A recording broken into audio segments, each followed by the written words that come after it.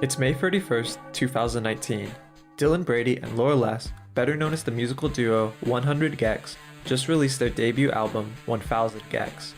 They began the year as virtual unknowns, but this album was about to change that. Seemingly overnight, thanks to SoundCloud and Twitter, this 23-minute, 10-song collection would become an internet sensation, finding itself as a mainstay on critics' best of lists. John Caramanica of the New York Times gave 1000 Gecs the top spot in his best albums of 2019 list, calling it the sound of internet splatter. After the last decade, why wouldn't you put everything in a blender and start over?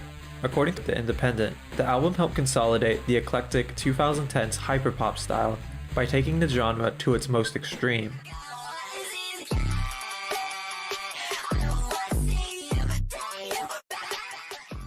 Other critics have debated this sentiment, stating that 1000 Gecs doesn't fit snugly in any one specific genre. New York Times calls 1000 Gecs playfully futuristic genre mashing. Rolling Stone, who put the album in their top 20 albums of 2019, says it manages to sound like a billion different things. While the topic of genre may be disputed, what's not really disputed is that the album is downright weird. The music on 1000 Gecs is assembling one of the weirdest and wildest combinations of sounds I've heard this year. John Perellis, the chief popular music critic at the New York Times since 1988, who also put the album in his top 10 albums of the year, claimed that 2019 was the triumph of the weird, saying, quote, "The best pop of 2019 didn't try to reach everyone. It was the work of bedroom studio conspirators, of songwriters confronting their traumas and aspirations, of old hands challenging themselves and newcomers determined to warp accepted boundaries." Speaking about 100 Gecs specifically, he says, quote, "Now and then, between the whiz-bang musical one-liners and non-sequiturs, 100 Gecs lingered just long enough over an earworm of a pop verse to prove that they could slow down and write more standard songs if they weren't having so much fun."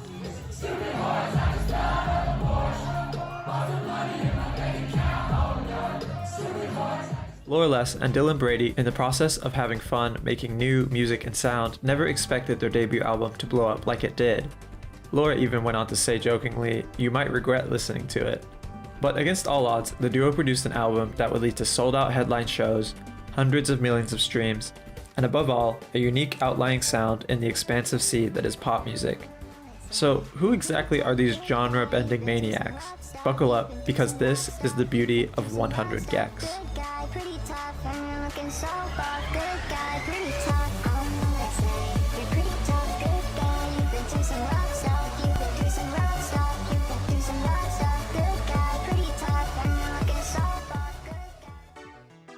Laura Les, unlike her sound, grew up in the relatively quiet St. Louis suburb of Webster Groves.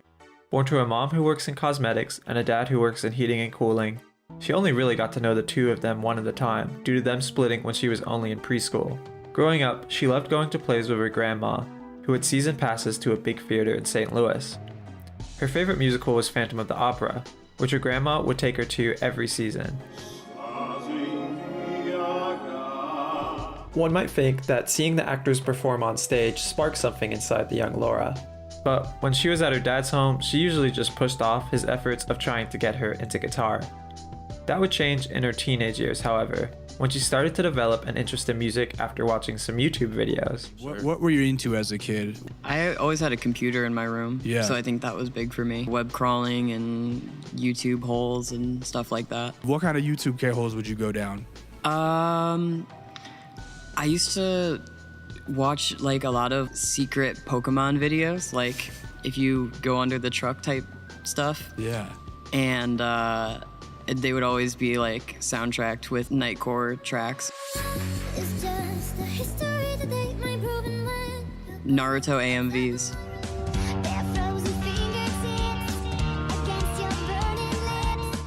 For the first time, she picked up the guitar on her own accord and learned how to play Davy Jones from Pirates of the Caribbean.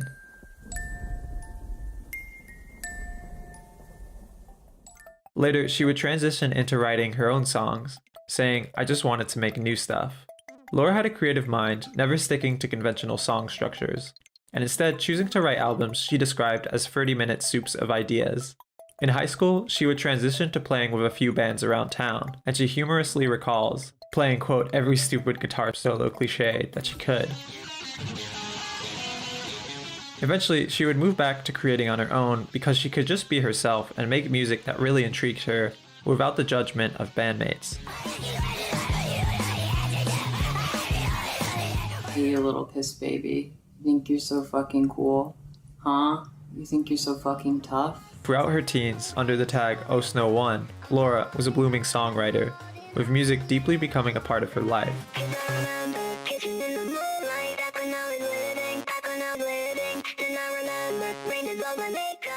When she attended a house party one high school evening, she was about to meet someone who felt the exact same allure to music as her. As fate would have it, the other half of 100 Gecs was also in attendance.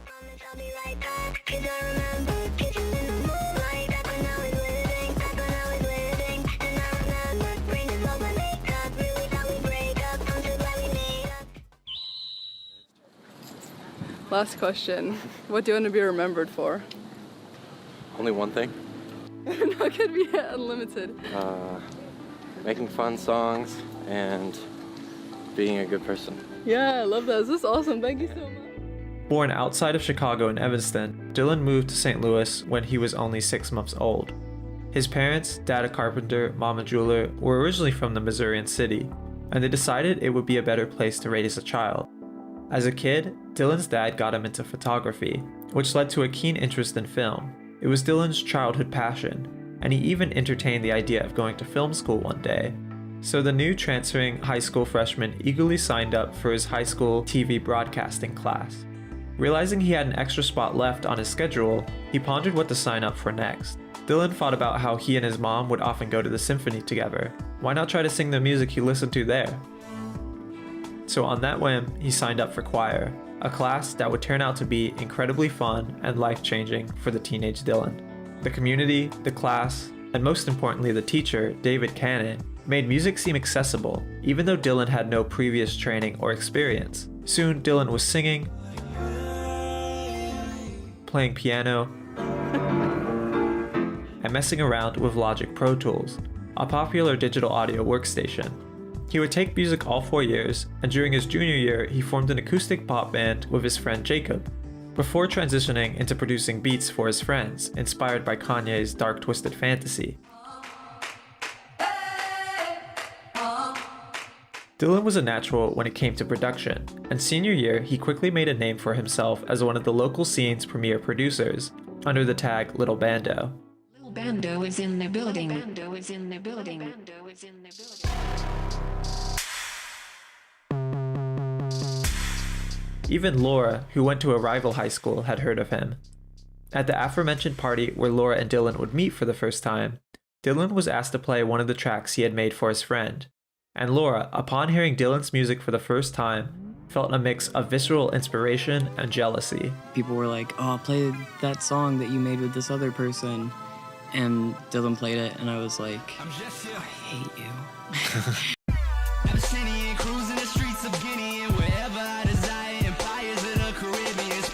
Because it was so good. It was good. Yeah, it sounded good. And I was like, fuck you.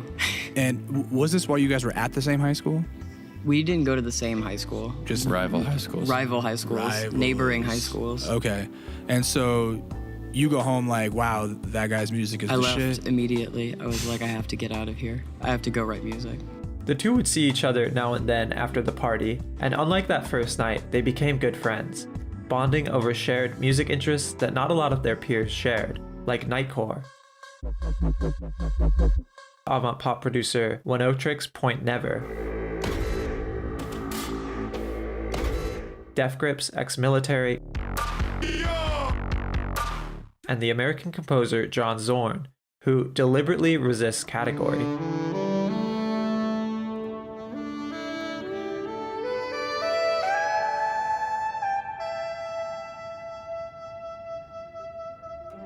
Although the Gecs didn't get into music until their early teens, the two now lived and breathed it.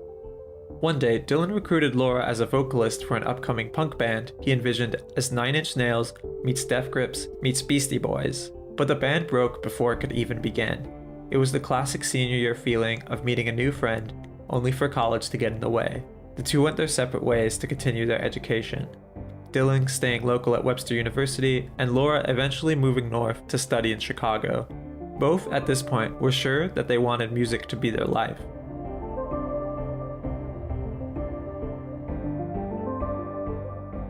While Laura stayed in Chicago for all 4 years, Dylan would eventually drop out of college. While he found some of his classes helpful, he mostly wanted to work on his own music. Through late 2014 and early 2015, pretty much all his attention and energy went to working on his debut album, All I Ever Wanted, which featured a young Night Lavelle and a then 19-year-old Kevin Abstract, founder of the group Brockhampton. He met both of these musicians pre-breakthrough through SoundCloud. The music streaming service functions more like Twitter than Spotify or Apple Music. While Spotify and Apple Music demand a digital music distributor to upload songs, on SoundCloud anyone can freely upload songs to their profile. Additionally, users can comment and share songs. This more social media-like approach to music has blossomed a lot of collaboration and community, in what many refer to as the SoundCloud Underground. The driving force behind this underground scene is the seemingly unassuming repost option. Acting essentially like a Twitter retweet, it's a powerful tool that can make virtually unknown songs popular very quickly. Think of Lil Nas X's Old Town Road, or Post Malone's White Iverson, even Billie Eilish's Ocean Eyes, all SoundCloud uploads that went viral and acted as the catalyst for their status as household names. In the SoundCloud Underground, artists who would never meet each other otherwise collaborate and build their music foundation. So, thanks to SoundCloud, Dylan's debut album would feature the two future rap mainstays. All I Ever Wanted was released in the spring of 2015, and it did pretty well with tracks getting hundreds of thousands of plays. It made Dylan even more dedicated to his music, and soon he was juggling multiple projects at once. He formed the experimental pop group Cake Pop with some of his St. Louis friends, and was busy producing their first EP.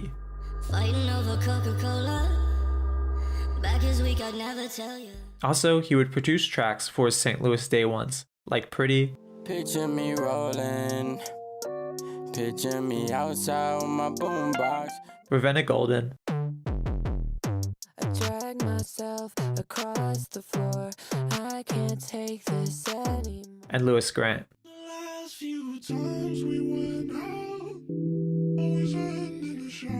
Additionally, he was working on his next solo EP, Choker.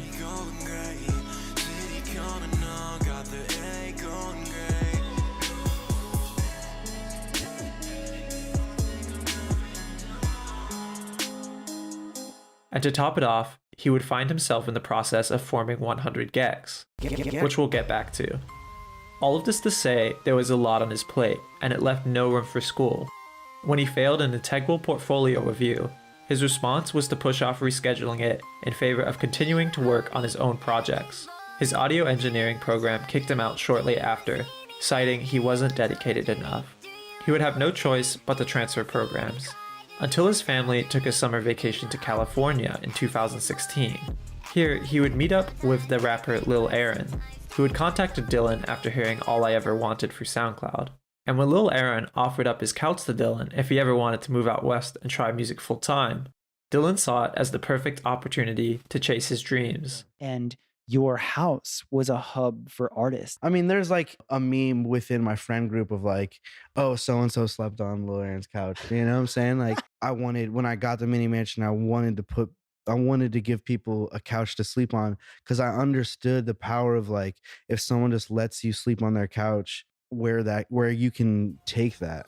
On September 2016, instead of enrolling for the new college fall semester, he made the life-changing decision to drop out and move to the city where entertainers of all types flock to, Los Angeles.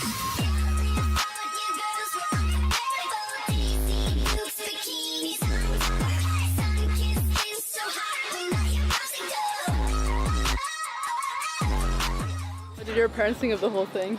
Well, my mom and dad got divorced a while ago, so he's not super around, but my mom was pretty scared, it seemed. Unsure of what would happen, but seemed like accepting and supportive still, which is really good. Yeah. All the projects Dylan had been working on up until this point were relatively successful. His solo project Choker, Cake Pop's self-titled EP, and his debut album were all being praised by many in the SoundCloud community, Was he getting paid for them? No, but even so, it constituted as a relatively solid musical foundation, and it was enough for Dylan to pack his bags. After all, many of the artists who had featured on his album were chasing their dreams and blowing up because of it. Opposed to getting a regular 9 to 5, he would sell beats on SoundCloud to scrape enough money to buy food. Because of Lil Aaron, Dylan didn't have to pay for rent or any billing expenses, and therefore all of his time could be dedicated to music. In exchange, Dylan would help produce Lil Aaron's debut EP, Glowing Pains, a project that would turn Lil Aaron into somewhat of a household name. He produced Drugs as well. He actually produced that. Dylan Brady's Drugs. Instead of standard trap beats, Lil Aaron was rapping on what was essentially punk rock. This blend of genre, although controversial, was successful. When it came to producing new sounds that would help blow up artists, Dylan seemed to have the magic touch. While producing Glowing Pains, Dylan was also welcome to use Lil Aaron's studio to develop his own projects, and Dylan went on to produce quality tracks at an astounding rate. So it's not surprising that he got noticed early on during his LA Gamble by Pigeons and Planes, a popular music discovery site run by Complex. Alongside Wi-Fi's Funerals and Lil Peep, Dylan Brady was featured in the video These Rappers Are Blowing Up Online. Through the Pigeons and Planes shoutout, he would soon be reached out by Cody Verdesillas, a talent manager. Cody would say of Dylan, "As soon as I entered his space, I was hooked." With Cody on his team, Dylan quickly found himself producing tracks for big league major labels. Now instead of the life as an underground SoundCloud artist, Dylan was starting to live the life of a professional producer. Soon, the famous LA-based Kenny Beats, who has worked with artists ranging from Ski Mask to Vince Staples, was inviting him over to his studio. A couple months later, Complex was calling him one of the most exciting and inventive songwriters the internet has produced. It would all culminate into Dylan signing to Diplo's label, Mad Decent. It's definitely a place, it's an incubation place for new music and new ideas and new styles and new producers, and I'm proud of the whole team we have. For many musicians, signing to a big label is the sign that you made it.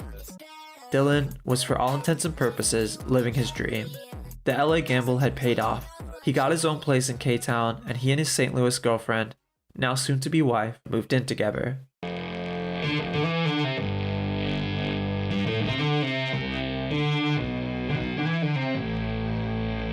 Sometimes I won't make anything for like a day or two, but other times I'll be like here 8-10 hours a day. If it's super late at night and I've just been making songs all day, I'll be kind of out of ideas and just not be so serious about making something, so that's kind of the time when some of the craziest shit comes about. I'm Dylan Brady and we are at my studio in Bedrock in Silver Lake, LA. In 2018, under Mad Decent, he released his project Peace and Love, a cornerstone of his genre-mashing sound. It's definitely different than the other releases. There's like rock shit, the 7-Eleven Jones, like a EDM song kind of, like a lot of weird combos of sounds, kind of, more so than previous music.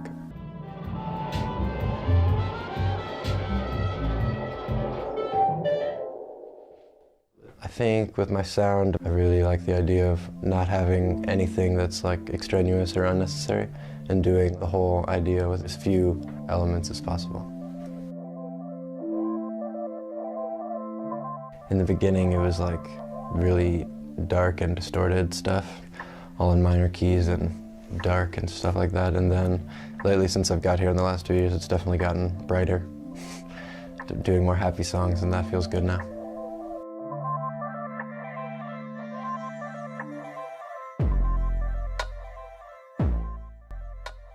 I'd like always listened to guitar music, like my dad always played that, and I don't know why I never thought to do that, but I just started playing piano and was in choir and did that kind of music stuff in the beginning.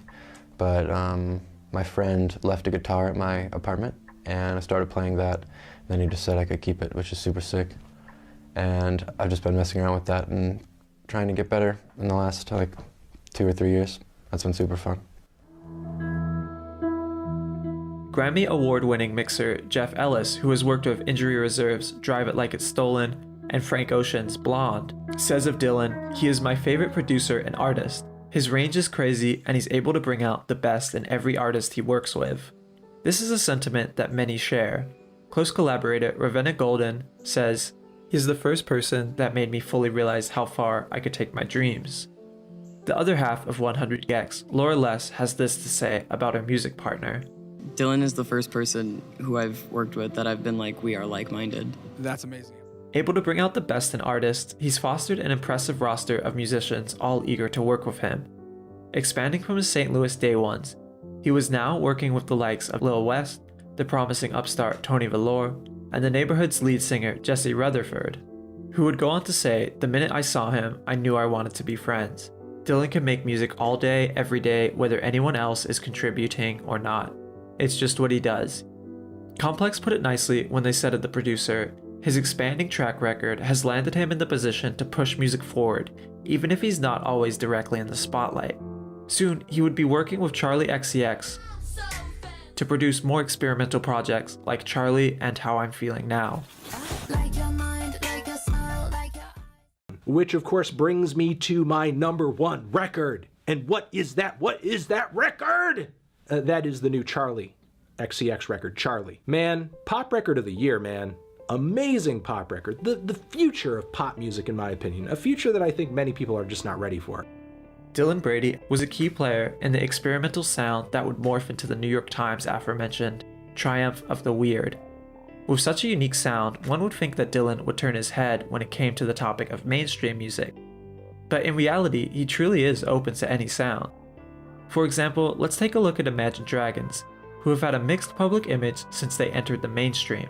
Slipknot frontman Corey Taylor insisted that Imagine Dragons had replaced Nickelback as the most hated band. The 1975's Matt Healy said songs like Radioactive by Imagine Dragons might as well be nothingness. Even Mark Foster, head of the band Foster the People, was joining in on the fun. She heard that you guys had a ton of material that did not make it to Sacred Hearts Club. So what happens to that material? We give it to Imagine Dragons. Well, they're going to be here later today, so you guys just... Here's Dylan's take on the Billboard #1 hit, Thunder. I would argue there are some #1 songs that have not been good. Which one? Not Radioactive. What's the other one? Thunder? Yes. Thunder! You don't think Thunder is good? No.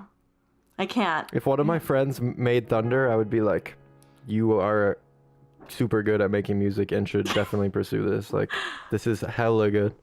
There's no way you can hear Thunder on a big-ass system and be like, that song fucking sucks. Dylan's magic. His openness to all sound, even mainstream, is important to crafting his own unique sound. From sole producing everything from Josh Pan's album This Car Needs Some Wheels, to pioneering Jesse Rutherford's new sound in his album Born to Be Blonde, Dylan Brady was doing it all. It got to the point where it was tough finding time to work with so many artists. But it's what he loved doing. He was living the dream as a small, successful LA artist. Had you heard his name before? No, probably not, but that's the way it goes for many professional artists, especially producer-oriented ones. Dylan Brady was a hidden gem in the wide, expansive sea of music. And after successfully conquering his dreams, he lived happily ever after. My boy's got his own ringtone. And then one day, he got a call from his hometown friend, Laura Les, saying something about a mixture of Minecraft and music. This call would change everything.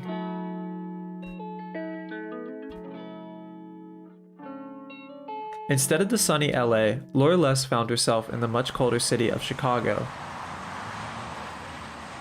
Being in the new city was a tough transition for the artist, but music helped her get through it. Originally, she wanted to go to school for music theory and songwriting, but it was a challenging program to jump into with no prior theoretical knowledge. So she transferred into the acoustic engineering program instead, which was less about theory and more about practicality. Early on, she was working on her own music, having a small techno phase, then moving on to distorted metal, before making beats like a young Dylan. She was dipping her toes into all sorts of genre, and then suddenly, in 2015, all of that stopped. Alone in her Chicago apartment, Laura had just reached the precipice of a very dark time for her. and I think it's a period not uncommon for artists to find themselves in, with questions like, what am I doing here, and is this art worthwhile, boggling against self-worth and value. It can be a tough place for anyone to leave. But eventually Laura found a remedy in the form of a friend. One winter break, a pre-dropout Dylan went to Chicago to visit Laura, and for the first week of 2016, right after New Year's, they hunkered down in Laura's apartment to make music together, neither of them sure what the output would sound like. They started off producing, quote, ambient and gentle music, but they quickly decided that option was, quote, boring. Building on their shared wide and weird musical taste, they decided to scrap the ambient and make something unique, bouncing ideas back and forth and recording vocals in Laura's closet. In that 1 week, the duo would come up with the highly experimental 5-song EP, 100 Gecs. A running joke for 100 Gecs is giving a different answer to the question of their name's origin. Seeing the number 23, well, Dylan had a dream like that. And I had a dream, a very similar 23 dream, where I couldn't stop seeing the word Gecs. And then spray painted on the side of the building. It just said 100 Gecs. And we were like, what the fuck does that mean? I wanted a gecko through some sort of error. I think maybe I entered it in wrong. Maybe it was like some kind of error on their end, but I was sent 100 geckos. And I was like, that would be a cool band name. The true origin may never be known. But what is known is that for the first time in 2016, the combined beauty of Dylan Brady and Laura Les could be heard.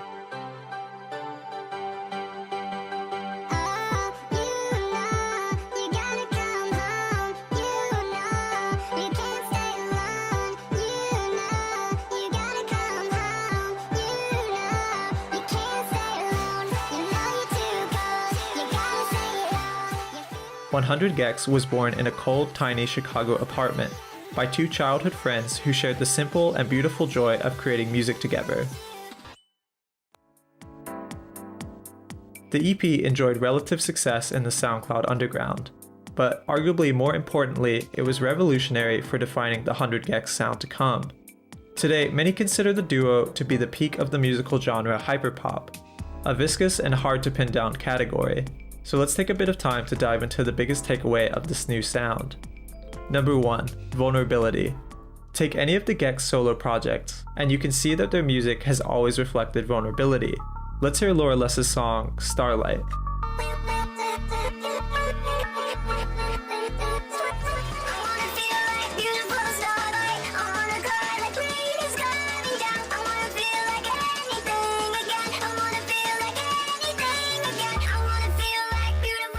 Akin to someone screaming their heart out at the top of their lungs, these same 4 lines repeat for the entire song. And then there's Dylan Brady's haunting, "Of Course I Still Love You." Dylan's distorted vocals open up about his relationship with his dad, whom he has only seen a handful of times since he was 11.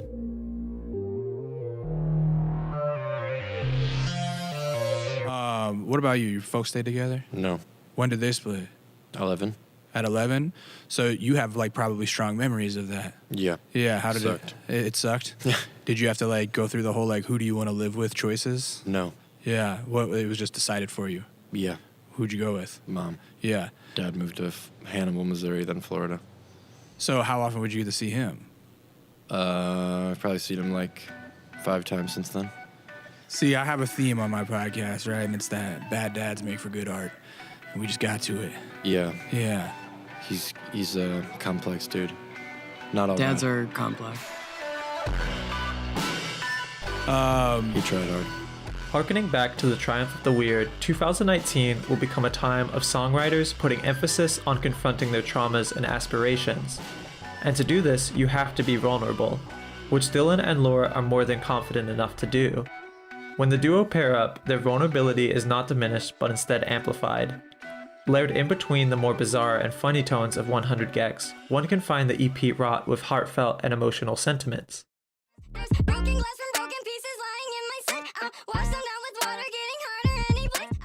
Their album 1000 Gecs acts the same way.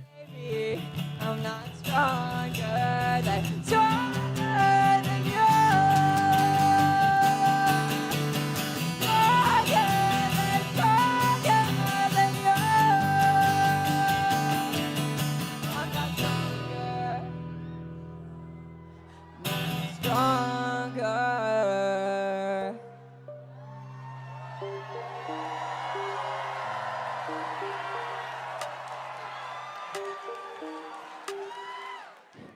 Number 2, a blending of genres. Blending genres has always been met with backlash.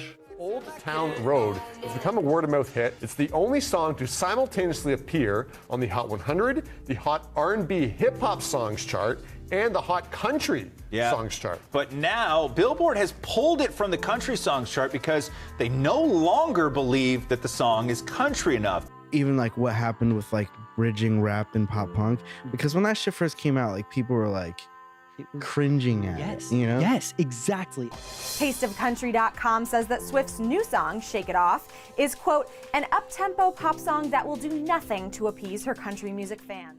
Journalist Mike Finty put it best when he said 100 Gecs were destined to split opinions. Listeners find not only individual albums, but individual songs encompassing many different genres from a wide array of sources. Take Stupid Horse, for example, which starts out as ska, a music genre that originated in Jamaica in the late 1950s.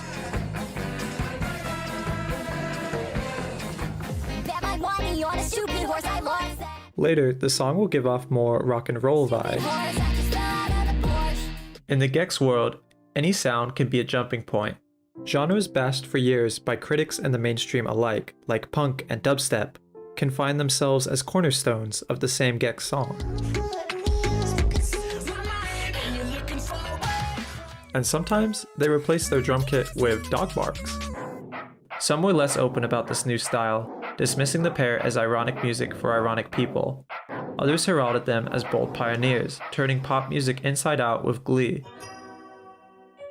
The third and arguably most important defining point for 100 Gecs sound is their deliberate use of autotune. 100 Gecs view autotune the same way they view a piano or guitar, as another instrument ready to be played. Not everyone shares the same love for autotune, however, and this is a sentiment that harkens back all the way to the effect's invention in the 90s. Cher's 1998 hit Believe, hailed as the first song to use autotune to distort vocals, met backlash before it was even released.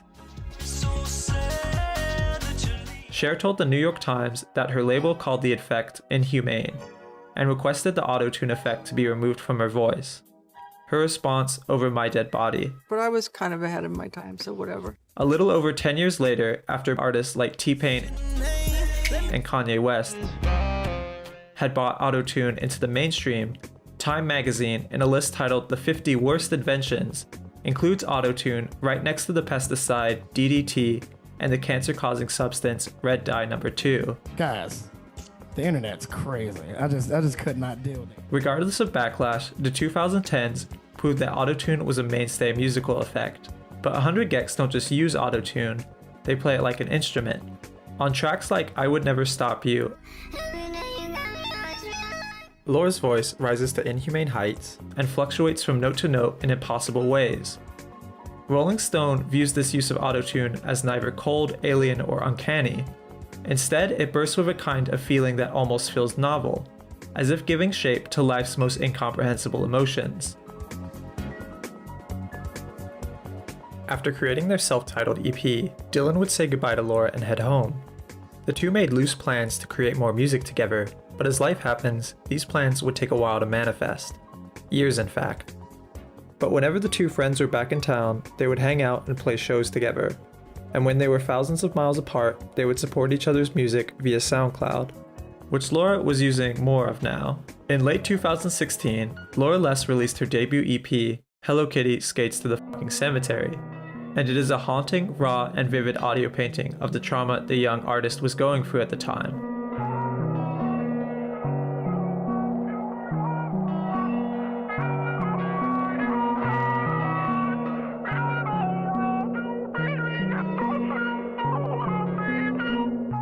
Laura was in the process of transitioning, which, if you are unaware, is bringing your body more in line with your soul and spirit so the two aren't fighting against each other and struggling to survive. Laura vulnerably showcases how physically and emotionally demanding this process can be in Hello Kitty, and her future works showcase how worthwhile it can be. In 2017, she would go on to release upbeat singles like Creep for Your Bones, and eventually her 2017 EP, I Just Don't Want to Name It Anything with Beach in the title, her most successful project to date.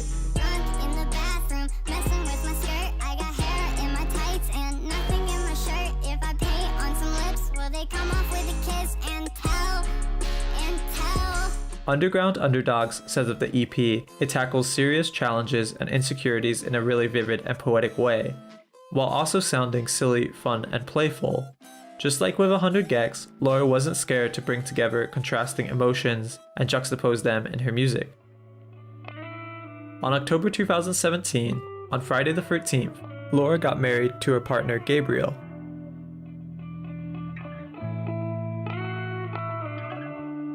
Soon after that, she would graduate college in May of 2018. Life was starting to come together for Laura. She had garnered a small following on SoundCloud, which had just surpassed 500,000 plays. Unlike Dylan, Laura got a standard 9-to-5 job to support her music career, saying, "It makes me focus more on projects that are going to make me happy." In 2018, she released her album Big Summer Jams, full of features like Lil West,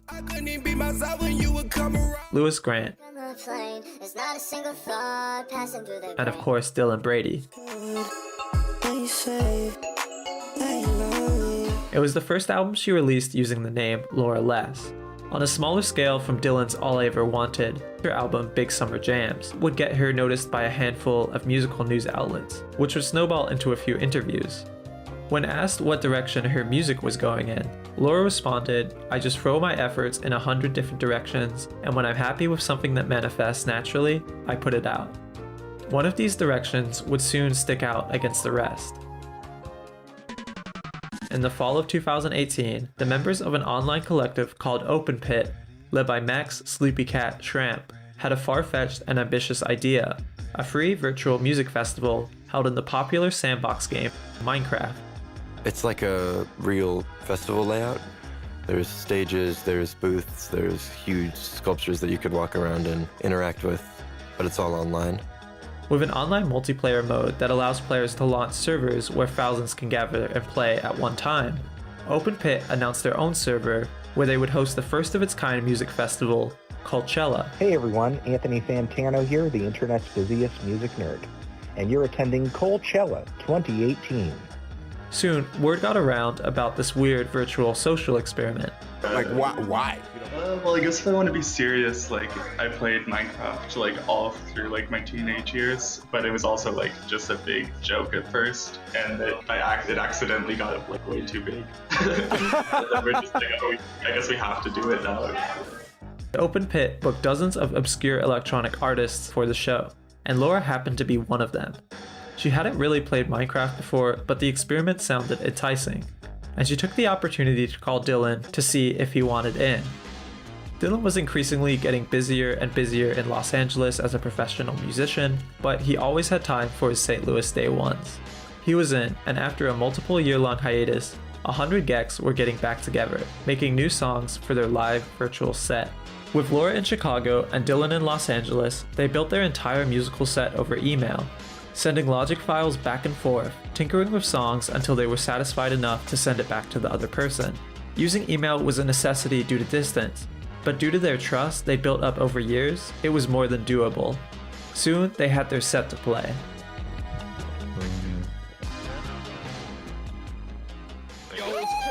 It's happening, it's happening! This is the best thing that ever happened! Oh, it's happening. What the hell is going on? What the fuck is that? Coachella? What the fuck is that? Coachella! Coachella, let me hear you make some fucking noise! Enter the 1,000 Gecs experience! Woo! Formerly known as 100 Gecs. We are the artists formerly known as 100 Gecs. If you're feeling this, jump up and down. Hopefully you can do that. Alright, Coachella, if you're feeling this next one, I want to see you take your axe out and start destroying the floor.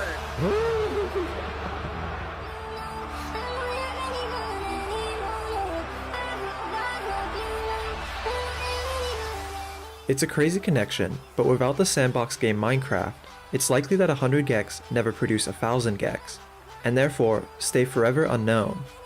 Luckily, we don't live in that world, and for the first time in years, listeners can hear a barrage of new 100 Gecs songs, many of them still sitting dormant unreleased.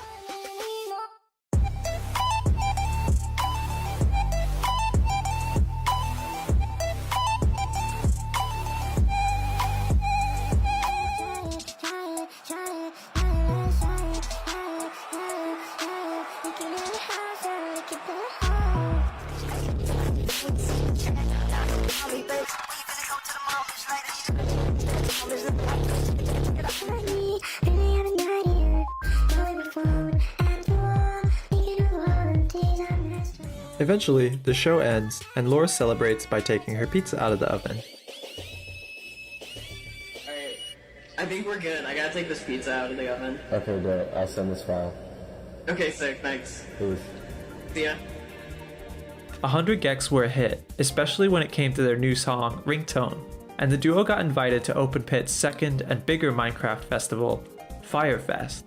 Having a lot of fun at Coachella, the duo agreed to perform again, and with the months they had, they decided to make an album. This was in part due to them wanting their performance to be a novel and standout one, as the lineup featured many well-known genre-pushing musicians, perhaps none more recognizable than A.G. Cook, the founder of the music label PC Music, and a massive inspiration for both Dylan and Laura.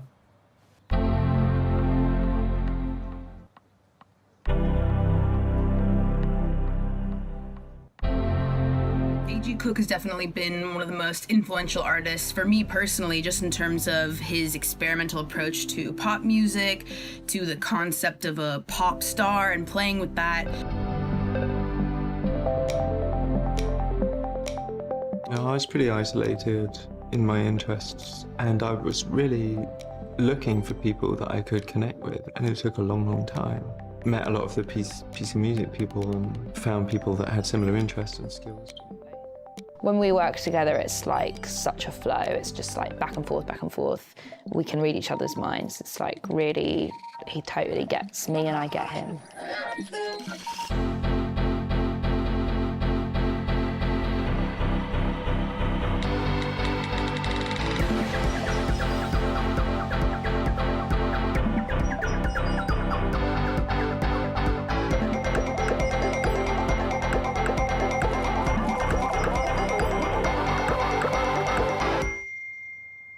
I'm A.G. Cook, writer, producer, artist, and I started a label called PC Music in 2013.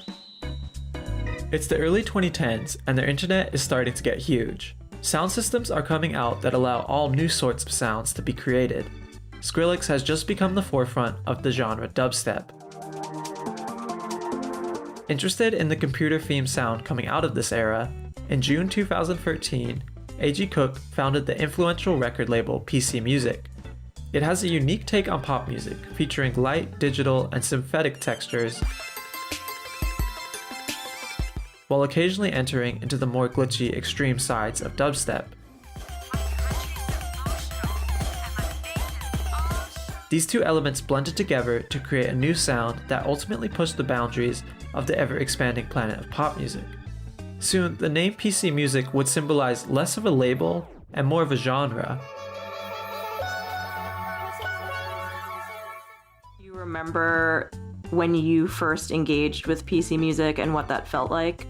I was like, holy shit, this is it. This is, I feel like I've been waiting my whole life until this moment to hear this. No, thing. I mean, that's literally, that's the vibe. I was extremely depressed in my apartment in Chicago and was just like, I'm gonna go on YouTube. And I saw the Halloween mix and I was just like, dude, like depression lapsed for a minute and was just like, okay, like the ray of God beams shining down from the clouds. I was like, this is the craziest shit I've ever experienced.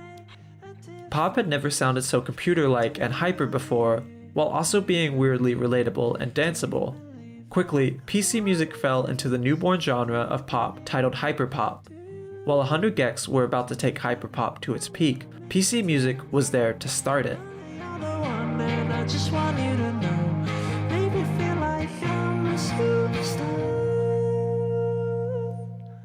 During the start of 2019, Laura and Dylan were constantly sending emails back and forth, cramming to get their draft version of their album 1000 Gecs ready for the January 12th Firefest show.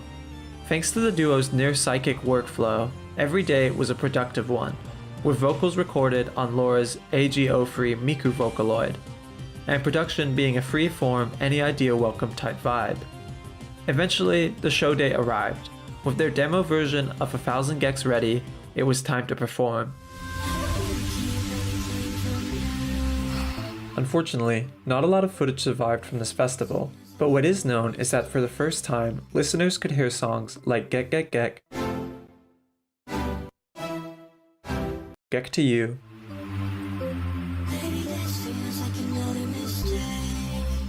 "745 Sticky,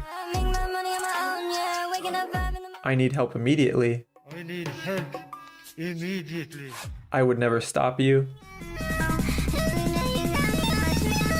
and their set closer and most famous track to date, Money Machine. Even back then, this headbanging song stood out against the rest. That's when we made Money Machine. Dylan started the project. That sound, I just found it in Logic. Thought the contrast of that to like screaming bass would be a sick kind of thing.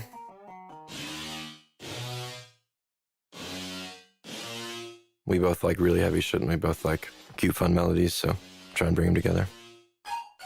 I was just kind of getting in that sort of mindset of these people that I had grown up with, these like people in St. Louis talking about their big trucks and riding around in their like huge whatever F750s. I just thought, your truck isn't that big, all right? Calm down. You have a tiny little truck.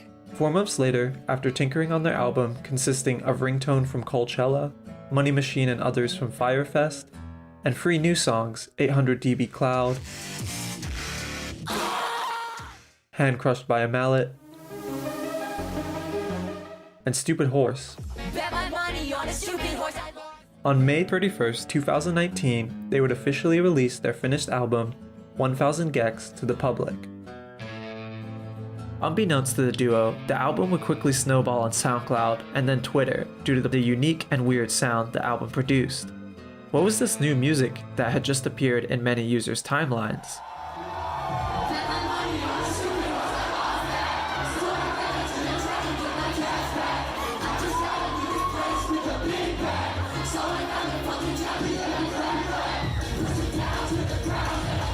According to Craig Cowman, the CEO of Atlantic Records, who would later sign 100 Gecs, it was a stop you dead in your tracks, you have to pay attention moment.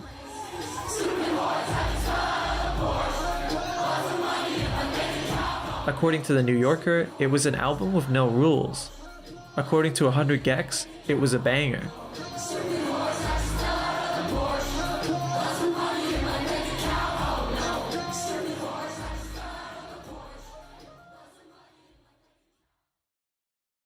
After the summer had ended, to the surprise of both of them, they had a bona fide musical tour lined up, playing alongside Brockhampton.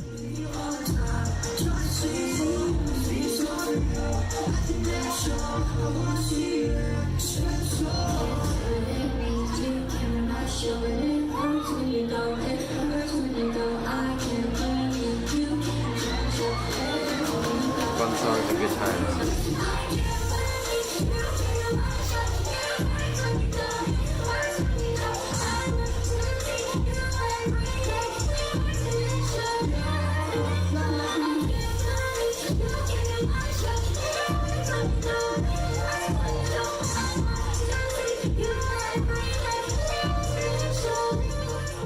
For both Dylan and Laura, the tour was life-changing. Or I've done things now that I never thought I would ever get the opportunity to do. Afterwards, things would slowly start to turn back to normal, and Dylan and Laura had more time to work on their solo projects.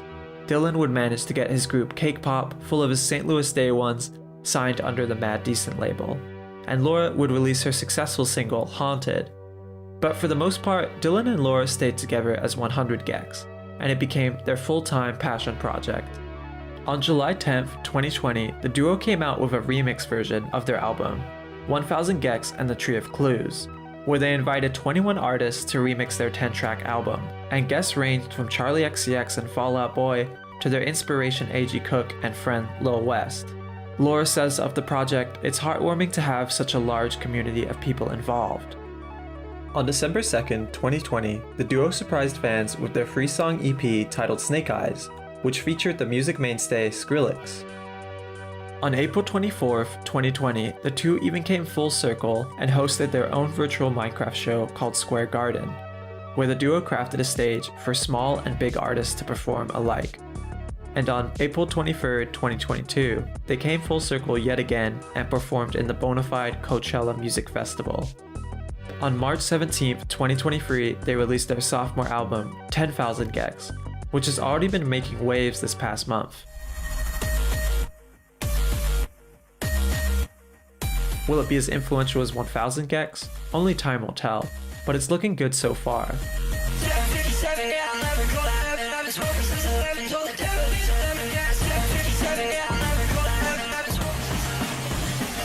Everyone, we have here one of the most anticipated follow-up albums of this decade so far. The 100 Gecs album, 10,000 Gecs. 100 Gecs consists of two artists, Laura Les and Dylan Brady, who became one of the most buzzed about music duos out there. With 10,000 Gecs, 100 Gecs solidify themselves as one of the most respectable but also ridiculous music duos out there in modern music today. 100 Gecs, from the cold Chicago apartment that spurred its creation, to the duo's creative process, to their one-of-a-kind unique sound, is more than a tale of bizarre music. It's a tale of two friends, Dylan Brady and Laura Les, who took vastly different paths of life and yet still somehow found the time to be there for one another, all along the way making music that they liked, not following any one structure or rule or genre. That simple, beautiful tale got them far. That I always miss you. And there's beauty in that tale. I want to know, 100 Gecs, 1,000 Gecs, are we going to get to a place where it's 1,000,000 Gecs, Yes. 1,000,000,000 Yeah. Gecs? Yeah. Yes. Where does it stop? Like, where does it stop? We don't know. When we run out of numbers. We can count pretty high, though. You just add another zero. There we go. There's another album. There we go. Suffocated, tired and empty, pigeonholed and overrated, even though I'm not rated high. And lately I've been thinking we can leave here, buy a ticket, tourists on a long vacation, sundresses and photographs. We could be all alone tonight. We could be something real. We could go anywhere tonight. We could change our life. We could go anywhere. I think we're good. I gotta take this pizza out of the oven. Okay, dope. I'll send this file. Okay, sick. Thanks. Peace. See ya.